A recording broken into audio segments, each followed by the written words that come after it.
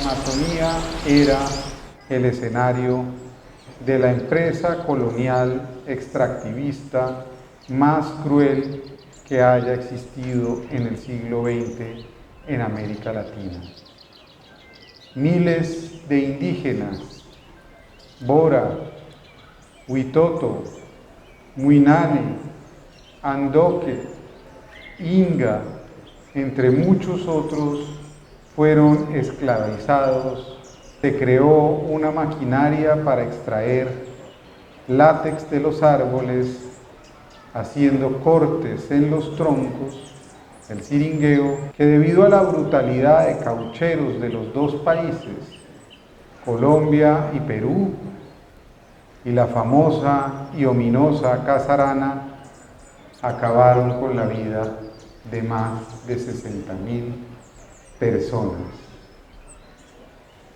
Esa matanza, ese holocausto en el Amazonas, no podemos olvidarlo. Y hoy este gobierno, en cabeza de Gustavo Petro Urrego, y yo como su delegado, desde el Ministerio de las Culturas, las Artes y los Saberes, quiero pedir perdón. Quiero decirles que si no reconocemos hoy la deuda histórica que tenemos los colombianos con los pueblos amazónicos, no haremos un verdadero cambio cultural.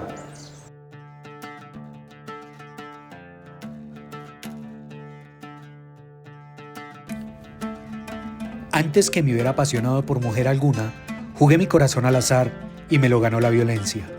Nada supe de los deliquios embriagadores, ni de la confidencia sentimental, ni de la zozobra de las miradas cobardes. Más que el enamorado, fui siempre el dominador cuyos labios no conocieron la súplica.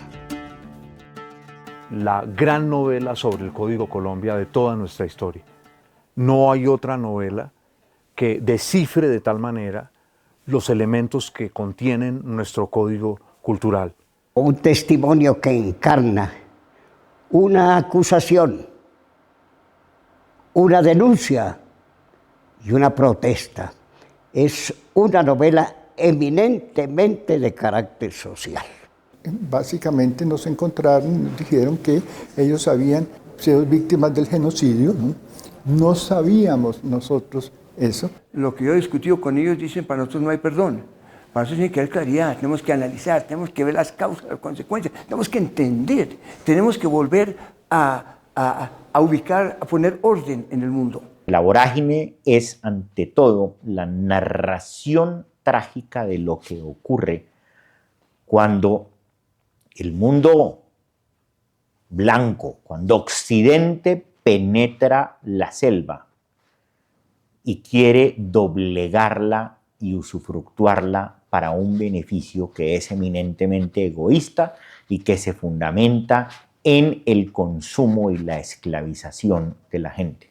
En un momento histórico hemos sufrido la barbarie por las caucherías que nos han dejado muchas cicatrices que hoy lo hemos podido endulzar, que hoy lo hemos podido sanar. Lo que pasa con una obra literaria es que a veces una obra literaria parece ser como una gigantesca mina de materiales a los que no les llega su momento sino mucho tiempo después. La vorágine es ese tipo de obra literaria. Oh selva, esposa del silencio, madre de la soledad y de la neblina, ¿qué hado maligno me dejó prisionero en tu cárcel verde? Los pabellones de tus ramajes, como inmensa bóveda, siempre están sobre mi cabeza, entre mi aspiración y el cielo claro, que solo entreveo cuando tus copas estremecidas mueven su oleaje, a la hora de tus crepúsculos angustiosos. Es una novela que descifra los elementos centrales del código cultural que constituye a Colombia. Y sus protagonistas son los arquetipos que representan nuestro código cultural. Arturo Cova representa como ningún otro personaje de la literatura colombiana un arquetipo que no solamente es colombiano, que al mismo tiempo es un arquetipo universal. El amor, la búsqueda de aventura, la sed de riqueza, le trastocan de tal manera su vida que lo convierten en un colombiano errante. Es una obra que es frontera, más que ser sobre las fronteras. Y es frontera porque, para comenzar, Rivera jugó todo el tiempo a la ambigüedad y a la contaminación, si se quiere, entre distintos géneros. Es el diario de un poeta llamado Arturo Cova, que es preparado para la edición por José Eustacio Rivera. Y como es un diario, da cuenta de circunstancias vividas por varias personas que entran y salen del escenario, también contando su propia versión de su historia. Habíamos leído La Vorágine, claro, pero La Vorágine se nos contaba más bien como se interpretaba, como un relato más bien de la selva era el personaje, aspecto que Rivera, como tú sabes, rechazaba. Cuando él publicó La Vorágine, él decía, se lee pero no se entiende, porque él quería transmitir precisamente ese mensaje social. En este momento, a sus 100 años, se nos revela una diversidad de temas que a lo largo de muchos años pasaron desapercibidos.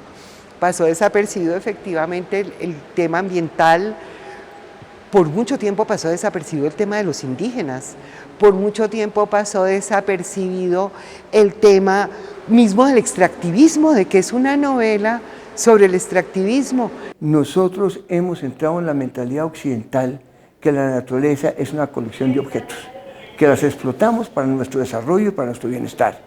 Estamos separados de la naturaleza y la naturaleza está allá y la utilizamos. Son los recursos que utilizamos. El indígena somos naturaleza, la naturaleza es una gran comunidad, somos parte de ella, la cuidamos porque somos parte de una totalidad, que es una comunidad, que es la naturaleza. Si la totalidad está mal, la parte está mal. Entonces, esa visión de que somos naturaleza y somos parte de ella es fundamentalmente diferente a la occidental de que la naturaleza es una colección de objetos o, digámoslo, unos recursos económicos o para la explotación que nos ha llevado a donde estamos. O sea, el problema es de esa dimensión, el problema. Nos ha llevado al fin del mundo. Nuestros mayores de los 4 pueblos han narrado esta historia con mucho dolor, pero también dejando una enseñanza muy importante para el cuidado de la vida, a través del círculo de la palabra. Hoy los dirigentes estamos encargados y encomendados para visibilizar y mostrar a través de nuestras voces como una de las memorias vivas que perdure y que pervivan en el tiempo. También estamos mirando el futuro. El futuro es que estos pueblos, a pesar de que haya sucedido tantas cosas lamentables, hechos de dolor, hoy lo estamos resignificando.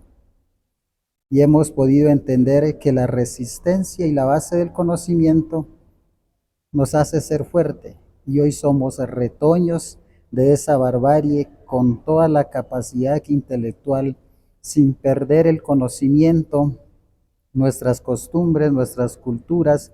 Hoy estamos afrontando un mundo diverso, una interculturalidad de entendimiento pleno.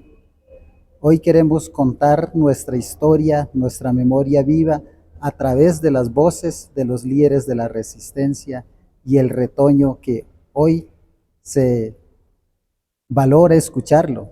La lectura era que la violencia venía de la selva misma y solo ahora estamos entendiendo de manera mucho más clara, en otros momentos también se hizo en la lectura de La Vorágine, entendiendo mucho más claramente que esa violencia es la de la explotación extractivista, la del medio ambiente, el desplazamiento de poblaciones indígenas. Entonces, como que le llegó un momento a La Vorágine en que leemos más de todo eso que dejó sembrado Rivera. Estamos cosechando una novela muy nueva en ciertos sentidos.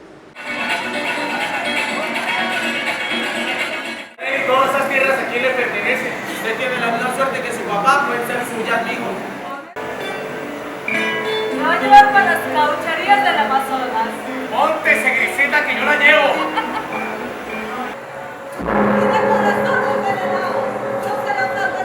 No obstante, es el hombre civilizado el paladín de la destrucción. Hay un valor magnífico en la epopeya de estos piratas que esclavizan a sus peones, explotan al indio y se debaten contra la selva. Atropellados por la desdicha, desde el anonimato de las ciudades, se lanzaron a los desiertos buscándole un fin cualquiera a su vida estéril. Que el diablo te lleve sin un día te saco, su nieta. Como hierba de monte que se niega a marchitar. He querido hasta el tuétano y he sido traicionado. De manera que la novela se leyó con interés, porque Rivera ya era una figura en el mundo de la literatura en Bogotá. Ya había publicado su extraordinario poemario Tierra de Promisión, que es un poemario hermosísimo, en el que está esa tensión, también ese diálogo, ese asombro, pero también la imposición a veces de la naturaleza frente al hombre o del hombre contra la naturaleza. De manera que los temas que Rivera va a traer luego en la novela no son del todo nuevos para los lectores de la novela.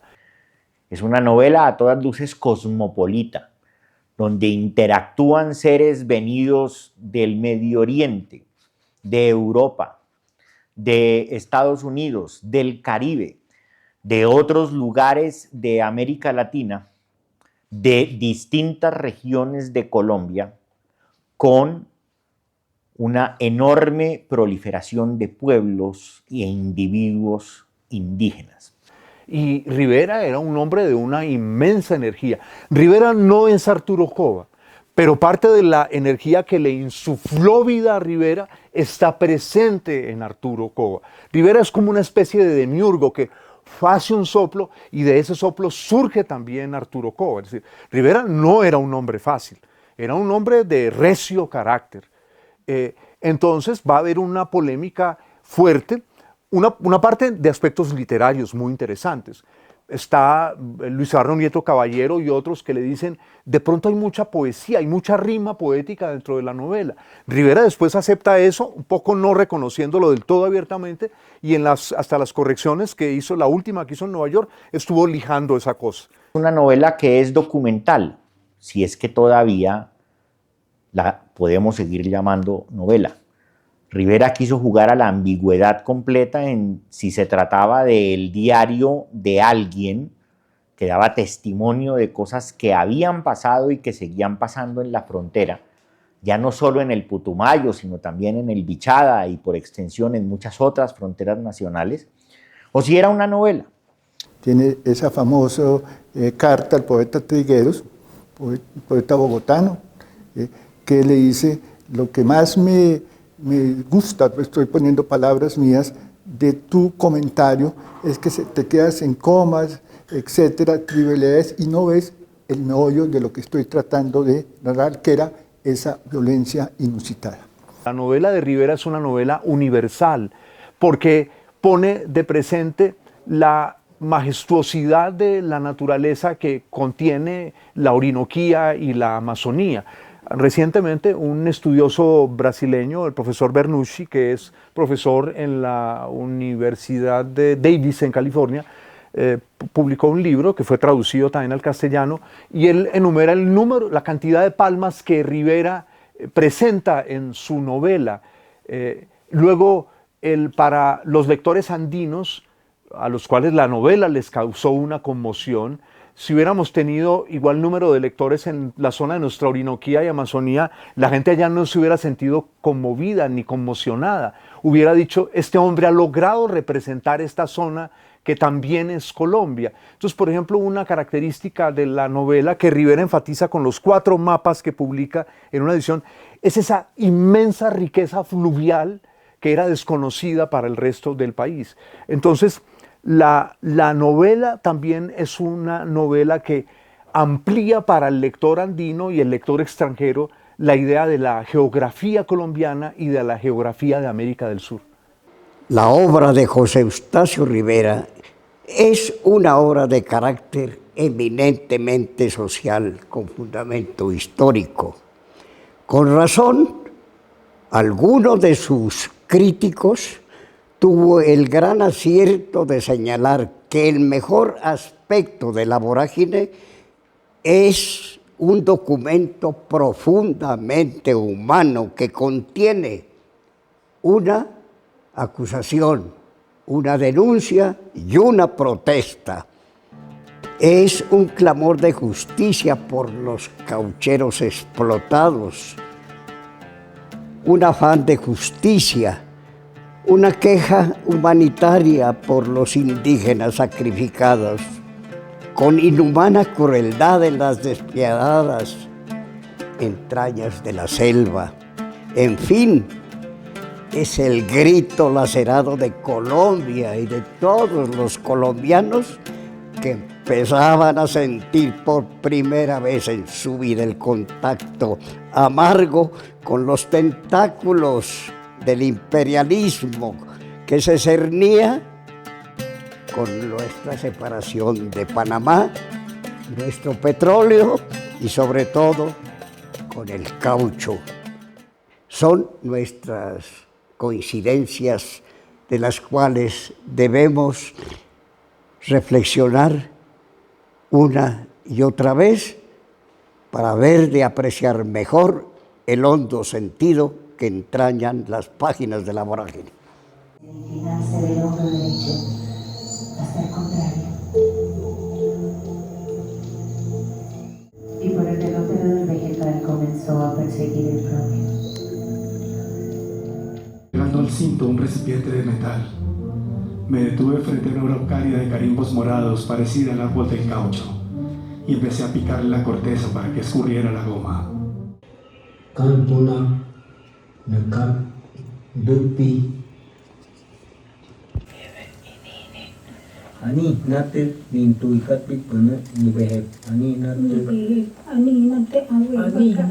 nintu ikatpit pana nibehep Ani nate perversos, agresivos o hipnotizantes, bajo las sombras tienen su propia manera de combatirnos.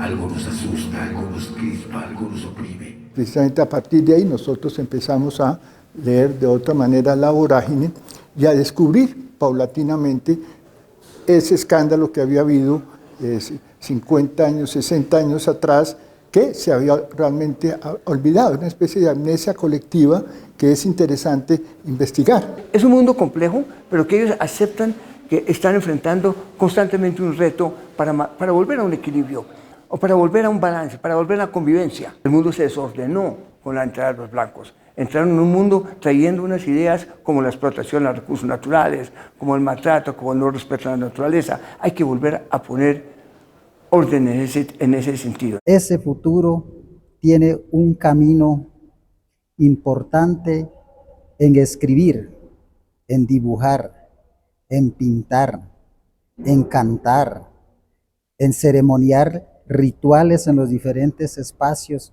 de los mayores de los 4 pueblos, que lo han cuidado y lo seguirán cuidando. Una generación que muestra un sistema de paz para Colombia y el mundo. Cuando meditan y entran en su meditación chamanística profunda, lo que buscan es una integración, una relación profunda con los espíritus de la naturaleza. No están buscando un cristianismo en otra existencia, otra vida, no están buscando un desapego el estilo budista, están buscando una integración. Yo creo que tenemos una gran riqueza, hablamos mucho de la diversidad biológica y poco de la diversidad cultural. Y la diversidad cultural es una respuesta para el mundo de hoy y de mañana fundamental, esta respuesta indígena. Un sistema de diálogo que es la base fundamental de entendernos como colombianos, de entendernos como seres humanos que hoy estamos en esta tierra. Estamos para gobernar con mucho equilibrio de dignidad, de tener un sentido de pertenencia.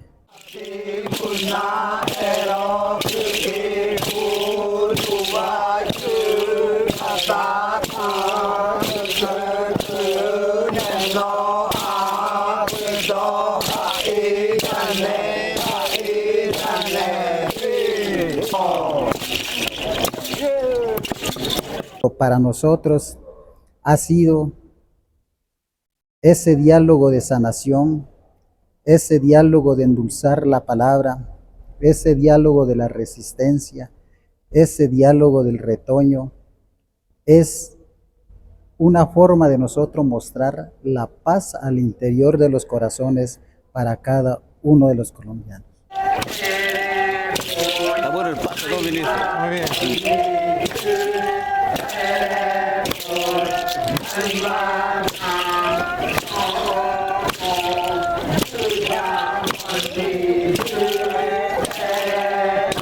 A los pueblos originarios que habitan este territorio, todo mi reconocimiento, todo mi acto de contrición, de perdón que estamos ofreciendo hoy a través del gobierno nacional a las comunidades que fueron violentadas hace 100 años y que han seguido siendo violentadas por una sociedad que no reconoce el enorme poder de su diversidad y que tiene que reconocerlo con mayor decisión.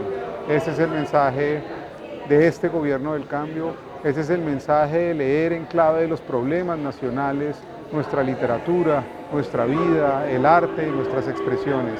La cultura tiene que servir como un mecanismo profundo de reflexión, no es de ninguna manera el adorno de la sociedad. En la cultura vivimos todos, en las culturas nos relacionamos todos y un verdadero cambio social se produce cuando una sociedad tiene un cambio cultural.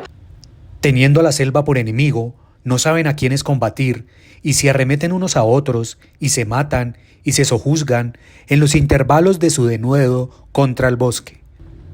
Y es de verse en algunos lugares cómo sus huellas son semejantes a los aludes. Los caucheros que hay en Colombia destruyen anualmente millones de árboles. Peones que entregan kilos de goma a 5 centavos y reciben franelas a 20 pesos. Indios que trabajan hace 6 años y aparecen debiendo aún el mañoco del primer mes. Niños que heredan deudas enormes, procedentes del padre que les mataron, de la madre que les forzaron, hasta de las hermanas que les violaron, y que no cubrirán en toda su vida, porque cuando conozcan la pubertad, los gastos de su niñez les darán medio siglo de esclavitud. La vorágine no es una efeméride literaria. La vorágine en su centenario es la posibilidad de que tengamos una gran conversación nacional sobre el extractivismo, sobre la gente esclavizada en este país, sobre la pobreza, sobre esa falsa oposición entre la civilización y la barbarie. Tenemos todo que aprender de estos sistemas de cuidado que están aquí presentes en la selva. Hoy este territorio es el corazón del mundo, es el centro del mundo, no es la periferia y tenemos que sentirnos orgullosos de tener y de ser parte del corazón de la tierra que tenemos que cuidar entre todos y tenemos que aprender entre todos a estar de nuevo juntos.